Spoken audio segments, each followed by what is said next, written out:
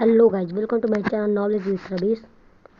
In this video we learn about unit and measurement by Ravish. तो यह video मैं आपको बता दूं पार्ट 2 है। पार्ट 1 वीडियो अगर आप मेरा देखना चाहते हैं तो मेरे चैनल पर जाकर देख सकते हैं और डिस्क्रिप्शन बॉक्स में और कमेंट दोनों बॉक्स में लिंक दिया हुआ है। तो आपको पता होगा कि मैंने पार्ट 1 वीडियो में कुछ क्वेश्चंस दिए थे related to the topic that I told you in part 1 video. तो पहला था the symbol to represent amount. देखिए अमाउंट ऑफ पदार्थ की मात्रा को रिप्रेजेंट करने के लिए कौन सा सिंबल यूज होता है, तो इसका आंसर होगा mole. D, option D is correct. Okay, आगे चलते हैं। तो फंडामेंटल यूनिट मौलिक इकाई कितनी थी, तो मौलिक इकाई 7 होती है, जो कि ऑप्शन सी होगा। ठीक, आगे ठीक है। तो एक बार रिवीजन के लिए यूनिट मतलब इकाई, तो यूनिट किससे बना रहता है। अगर measurement equal to quantity into unit. अगर आपको 7 kg आलू चाहिए पोटैटो, तो 7 क्या है क्वांटिटी और kg आपका यूनिट है। ठीक है, तो दोनों जब साथ में रहेंगे तभी आपका एक मेजरमेंट बनेगा। यूनिट 3 टाइप के, पहला फंडामेंटल, डेराइव्ड और सप्लीमेंट्री। मेन यूनिट आपके क्या होते हैं, 2 होते हैं, जो कि फंडामेंटल और डेराइव्ड होते हैं। हो गया, आगे चलते हैं। देखिए फंडामेंटल मौलिक इकाई है वह इकाई जिसको ब्रेक नहीं किया जा सकता, और फंडामेंटल यूनिट 7 है। 7 के अलावा सारे डेराइव्ड यूनिट होते हैं, जो कि यहाँ पे दिया गया है।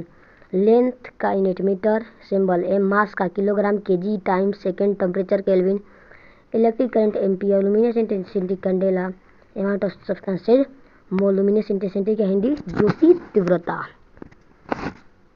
डिराइव्ड यूनिट आप पढ़ेंगे, तो डिराइव्ड यूनिट वह यूनिट होता है जो कि फंडामेंटल से आता है, जैसे फोर्स। तो force equal to mass into acceleration. Acceleration को भी तोड़ेंगे तो लास्ट में हमारा क्या आ जाएगा, फंडामेंटल। इसको देखिए इस प्रोसेस को ना क्या कहा जाता है, डायमेंशनल इक्वेशन कहा जाता है। The process in which we break the derived unit, we break the unit in a fundamental nature, in a fundamental unit is called dimensional equation. Dimensional equation.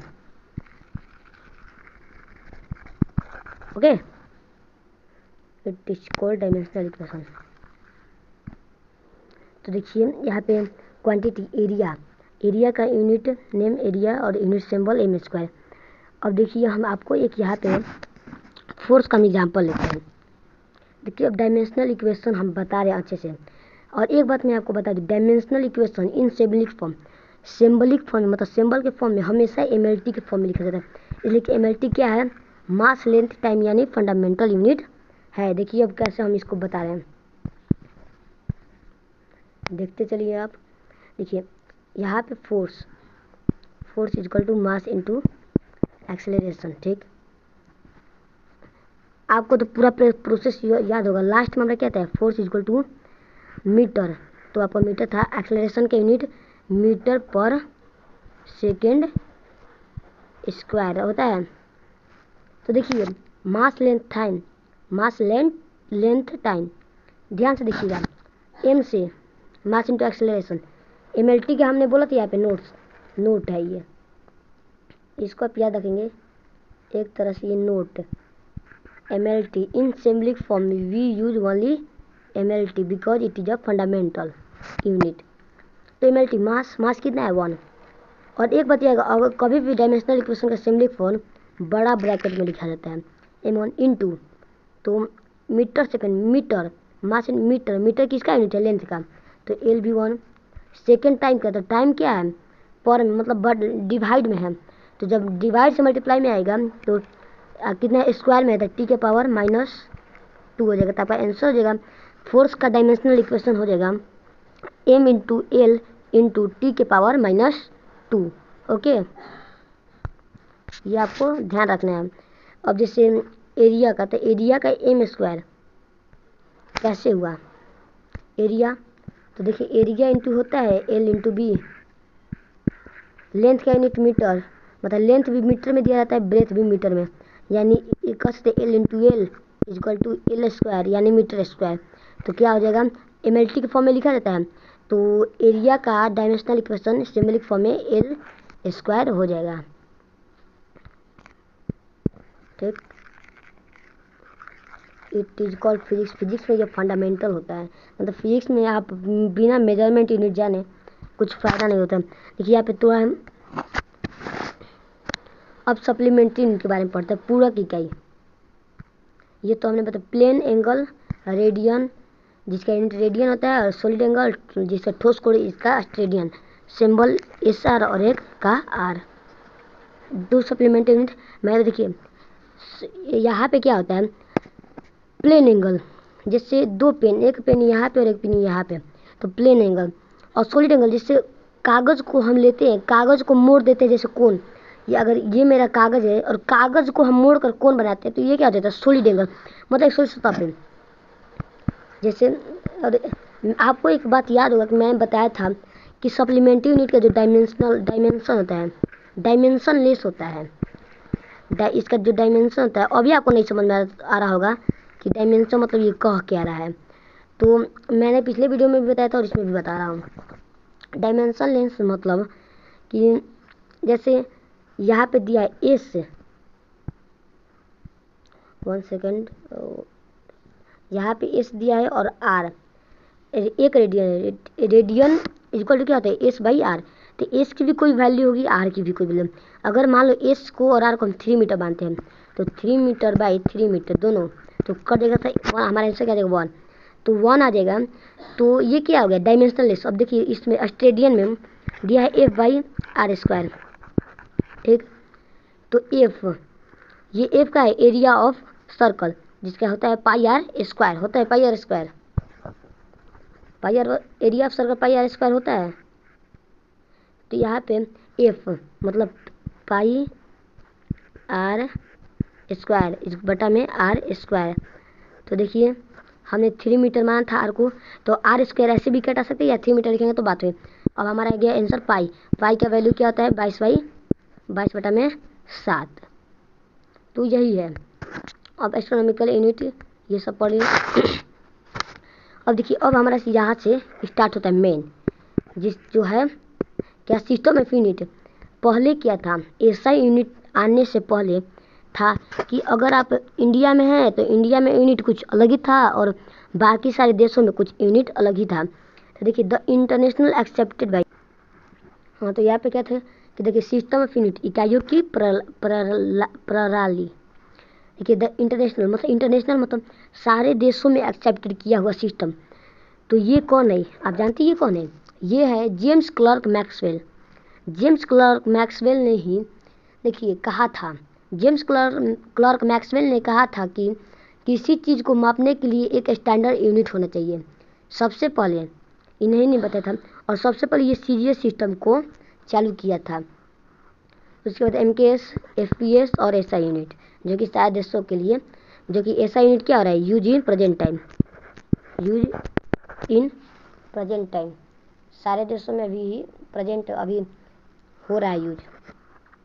आगे चलते हैं।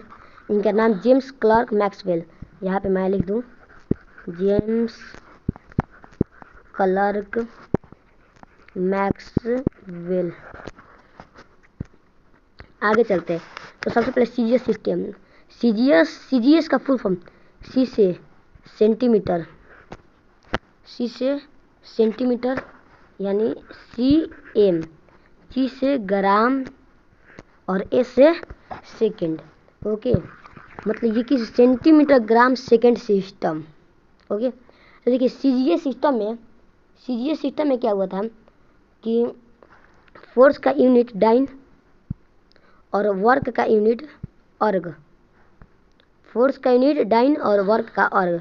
अगर आपसे कोई एग्जाम में भी क्वेश्चन आ सकता है इन CGS system what is the unit, what was in CGS system what was the unit of force, इसका आंसर हो जाएगा डाइन, और वर्क का पूछेगा तो अर्ग। ठीक, in CGS system we measure 3 quantity in mass, पहला यहाँ पे मास, मतलब मास ये है, सॉरी मास ये है आपका लेंथ, और ये है आपका time. In CGS system we measure 3 unit. तो देखिए we measure in CGS system, we measure quantity in following unit, mass का ग्राम, लेंथ का सेंटीमीटर, टाइम का सेकेंड। अब देखिए ये सीजीएस सिस्टम होता है जो कि किसके द्वारा चालू किया गया था, तो जेम्स क्लर्क मैक्सवेल जी के द्वारा। आगे एमके सिस्टम जो कि फ्रांस एंड यूरोप में हुआ था। किस में हुआ था, एफपीएस मतलब ओ एमकेएस है, sorry MKS France and Europe में, मतलब इसका क्या हुआ, metre kilometre second, mass kilometre second, sorry metre KG second, metre kilogram second, mass लंबाई का मतलब लेंथ का मीटर था यूनिट, फिर द्रव्यमान का केजी, और सेकंड का तो टाइम था ही भाई, उसमें क्या दिक्कत है। इन एम के सिस्टम लंबाई का मीटर, द्रव्यमान केजी, सेकेंड समय का सेकंड। देखिए फ्रांस, एक इम्पोर्टेंट चीज़ मैं आपको यहाँ पे बता रहा हूँ, France and Europe, France and Europe जो एम के सिस्टम है वो ज़्यादातर फ्रांस एंड यूरोप, मतलब एम के सिस्टम कहाँ पे लागू हुआ था, फ्रांस एंड यूरोप में। एसआई यूनिट, जो एसआई यूनिट है ना, अभी जो हम एसआई यूनिट अभी प्रेजेंट टाइम में यूज हो रहा है, एसआई यूनिट, ये अडॉप्ट किया गया था। अडॉप्टेड किससे, देखिए SI unit adopted by MK system, most of the unit that present in SI unit is वो आज अडॉप्टेड थ्रू एमके सिस्टम। ज़्यादातर एसआई यूनिट जो अभी चल रहा है वो MK system, SI unit MK system से अडॉप्ट किया गया था। ठीक, एसआई यूनिट कब लागू हुआ था, तो 1967 में। ये मोस्ट ऑफ द, आपको याद रखना होगा कि एसआई यूनिट कौन से सिस्टम से ज़्यादातर अडॉप्टेड हुआ था, तो एमके सिस्टम से। अब आता है FPS, foot pound system, foot pound second system, foot pound second. अभी भी आप दुकान पर अगर केक वाली दुकान पर जाते हैं तो वहाँ पे भी जो केक देता है वो किस सिस्टम के द्वारा देता है, तो एफपीएस सिस्टम के लिए। इसीलिए यहाँ पे केक का इमेज दिया है, आपको तो मन कर दिया होगा भाई खाने का, मज़ा आ गया हो। FPS system, foot pound second system, जो कि फुट पाउंड सेकेंड ब्रिटेन में यूज हो रहा था। जैसे कि ये फ्रांस एंड यूरोप में, वैसे ये ब्रिटेन में। तो देखिए सिर्फ ब्रिटेन में ही थोड़ी होगा, अगर ये ब्रिटेन में हो रहा है। और देखिए एसआई यूनिट कब बना था, 1967, और हमारा देश कब आज़ाद हुआ था, 1945। उसके पहले का ये सिस्टम है, उसके पहले से चला है। तो ब्रिटेन कंट्री ने जिस कंट्री पे अपना रूल चलाया है, उन सारे देशों पे भी कौन सा सिस्टम चलता था, एपीएस, यानी इंडिया, बांग्लादेश, पाकिस्तान, जिन सारे देशों पे ब्रिटेन का राज चला था, उन सारे देशों पे एफपीएस सिस्टम ही चल रहा था। लेंथ का यूनिट था फुट, मास का पाउंड, और टाइम का सेकंड। अब हम चलते हैं अपने प्रेजेंट यूनिट के बारे में, जो कि है हमारा SI system. SI system, the SI system of the और the international system of standard has now replaced all the system of measurement. सारे मेजरमेंट के सिस्टम के लिए अब एसआई यूनिट रिप्लेस्ड हो गया है। सन 1967 में, मतलब 1967 में अंतर्राष्ट्रीय माप तौल के महाधिवेश में एसआई का स्वीकार किया गया, जिसका पूरा नाम सिस्टम इंटरनेशनल यूनिट है। एसआई का पूरा नाम सिस्टम इंटरनेशनल यूनिट है, जो कि सारे देशों के द्वारा एक मीटिंग में बैठाया गया था और माना गया था कि अगर इंडिया में लेंथ का मीटर है, तो अगर पाकिस्तान में भी जाते हैं, ब्रिटेन, नेपाल, चाइना, भूटान, जिस देश में भी जाएंगे, आपका वहाँ लेंथ का यूनिट मीटर ही रहेगा। देखिए क्वांटिटी, टेम्परेचर, केल्विन, भौतिक राशि, ये हमने बताया है। Intensity of light, candela, system of unit, जो कि हम लोग पढ़ लिए, इकाइयों की प्रणाली। यहाँ पे देखिए क्या है, सीजीएस सिस्टम में लंबाई की सेंटीमीटर, द्रव्यमान की ग्राम, समय का सेकंड, एमकेएस में मीटर, द्रव्यमान किलोग्राम सेकंड, और एपीएस में फुट पाउंड। लेकिन देखिए इसका अगर आप फुल फॉर्म याद कर लेते हैं तो इसी में यहाँ पे छुपा हुआ है। ठीक, और इसमें ज़्यादातर कुछ नहीं है। अभी classification of physical quantity, physical quantity को हम क्लासीफाई किए थे।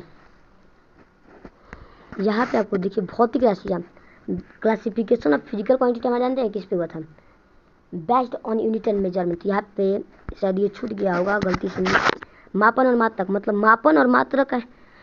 यूनिट का इकाई भी हिंदी होता है ना, मात्रक भी होता है, मतलब भौतिक राशि। जो हम फिजिकल क्वांटिटी को क्लासिफिकेशन किए थे दो चीज़ पे।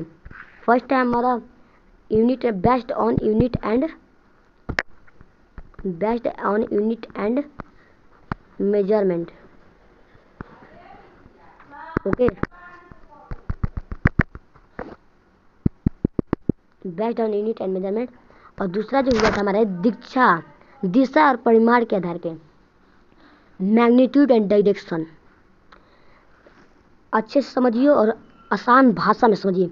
फिजिकल क्वांटिटी जानते हैं, एनीथिंग दैट कैन मेजर, जो मापा तोला जाता हो, जिसे क्लासिफिकेशन किया जाता हो, तुलना किया जाता हो, फिजिकल क्वांटिटी। हम फिजिकल क्वांटिटी को दो भागों में बांटे थे।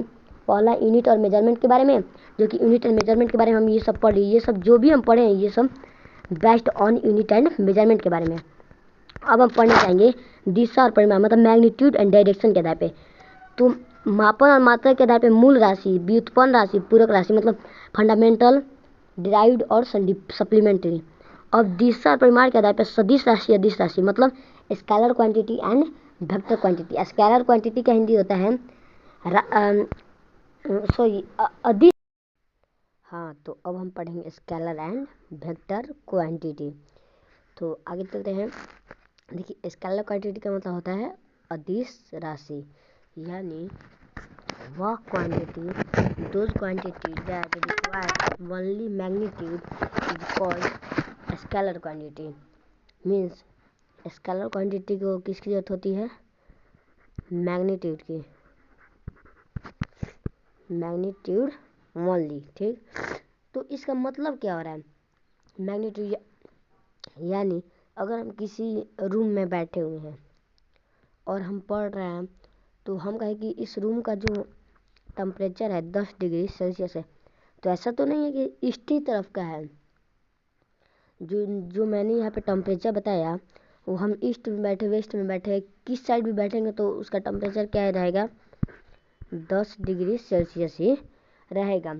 लेकिन वेक्टर क्वांटिटी में क्या हो जाता है? वेक्टर क्वांटिटी को मैग्नीट्यूड प्लस डायरेक्शन की भी ज़रूरत होती है, पर स्केलर क्वांटिटी में इसकी ज़रूरत नहीं होती है। यानी कहने का मतलब है, जैसे ये हमारा पहला एग्जाम्पल हुआ। दूसरा एग्जाम्पल यह हो गया कि अगर हम पढ़ रहे हैं एक रूम में, हमने 2 घंटा पढ़ा, तो ऐसा तो नहीं है कि हम ईस्ट की तरफ बैठे तो 2 घंटा और वेस्ट की तरफ बैठेंगे तो 4 घंटा होगा।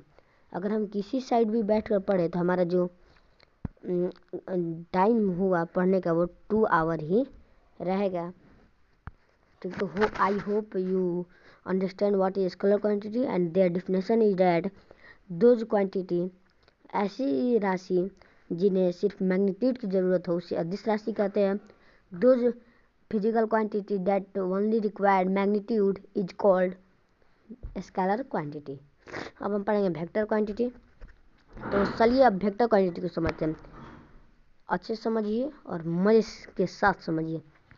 वेक्टर क्वांटिटी में क्या आता है कि मैग्नीट्यूड प्लस डायरेक्शन, ये दोनों, इसको दोनों की आवश्यकता होती है।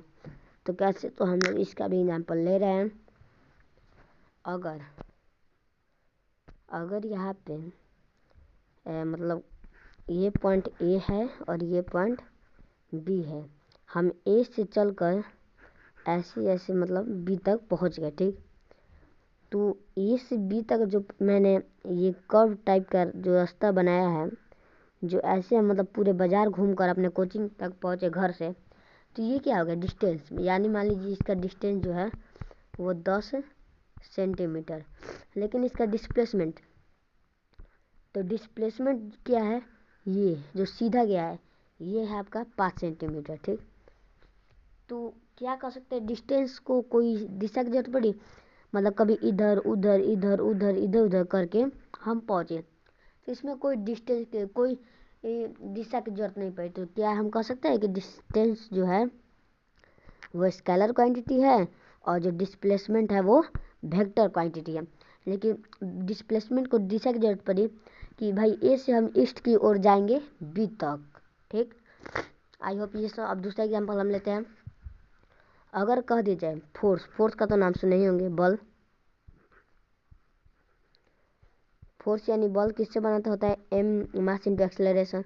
हाँ, कह दीजिए कि ये जो आदमी खड़ा है इस पर 10 न्यूटन का फोर्स लगाया जाए, तो आपको प्रश्न भी हो सकता है कि जो फोर्स लगाए वो किधर से लगाए, इधर से, इधर से, कि इधर से, कि उधर से।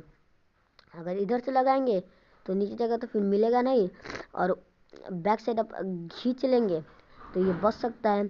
तो यहाँ पे क्वेश्चन देते कि भाई लगाए तो लगाए किधर से, तो इसमें डायरेक्शन की जरूरत पड़ गई। अब दूसरा एग्जाम्पल, अगर यह बॉक्स है, कहा कि इस पर 5 न्यूटन का फोर्स लगाओ, ठीक, तो आप कहेंगे सर इस साइड से, किस साइड से हम इस पर फोर्स लगाएं, तभी तो यहाँ पे भी आपको क्या समझ जरूरत पड़ जाएगी कि डायरेक्शन भाई लगाना है तो लगाना किस तरफ से है। ओके, तो ये कहलाता है वेक्टर। तो हम कह सकते हैं कि जो फोर्स है वो वेक्टर क्वांटिटी है।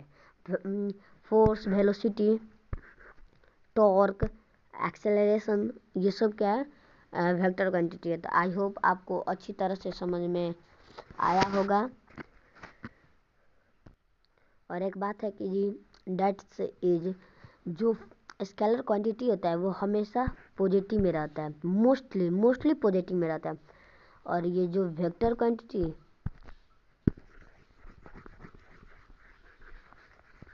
वन सेकेंड, और ये देखिए जो वेक्टर होता है ये किस में रहता है, पॉजिटिव, नेगेटिव और जीरो, दोनों तीनों में रहता है। और स्केलर ये अकेला रहता है, बहुत मासूम सा है बच्चा ये। हाँ, हम लोग इसमें थे। हाँ, तो स्केलर क्वांटिटी ओनली पॉजिटिव में ही रहता है, ठीक। तो अब आगे चलते हैं। अब यहाँ पे हम डिस्टेंस और डिस्प्लेसमेंट दोबारा, तो देखिए डिस्टेंस और डिस्प्लेसमेंट आगे, ये जो बंदा है, ये जो आदमी है, स्टार्टिंग पॉइंट ये हो गया और एंडिंग पॉइंट ये हो गया। ये क्या किया है कि ऐसे एंडिंग तक गया है और एक बंद और फिर ऐसे, तो ये क्या न्यूनतम दूरी यानी मिनिमम डिस्टेंस डिस्प्लेसमेंट 5 मीटर, और इधर से जाने में आपको लग गया डिस्टेंस इक्वल टू 12 मीटर, ठीक। तो क्या डिस्टेंस में जाने में कोई दिशा का जरूरत पड़ा कि भाई जिधर से मन, जैसे मन तैसे हम पहुंच गए एंडिंग पॉइंट तक, पूरा बाजार घूमते हुए पहुंच गए, ये पॉजिटिव। और डिस्प्लेसमेंट में हमको दिशा की जरूरत पड़ेगी कि भाई ऐसे जाएंगे तो ये छोटा दूरी होगा, इस ईस्ट की तरफ से जाएंगे तो ये डिस्प्लेसमेंट हो जाएगा। तो हम यहाँ पे अब पॉजिटिव को समझ गए, अब जीरो को एक बार समझते हैं। जीरो को समझ रहे हैं कि ये अगर ए पॉइंट है, ये आपका घर है, और आप इतना पहले गए, इतना 5 मीटर दूरी जो आपने 5 मीटर, फिर आप इधर गए, फिर इधर, यानी 10, फिर 5 और 10, तो आपने टोटल डिस्टेंस कितना कवर किया, 30 मीटर। आपने टोटल डिस्टेंस 30 मीटर कवर किया, ठीक। तो ये क्या हुआ कि आप ए से ही स्टार्ट किए और ए पर भी एंड कर दिया, मतलब आप घर से निकले बाजार के लिए और बाजार से फिर घर ही आ गए। तो यहाँ पे डिस्टेंस तो आपका हो गया, पर क्या कोई डिस्प्लेसमेंट बचा, डिस्प्लेसमेंट क्या होगा, जीरो।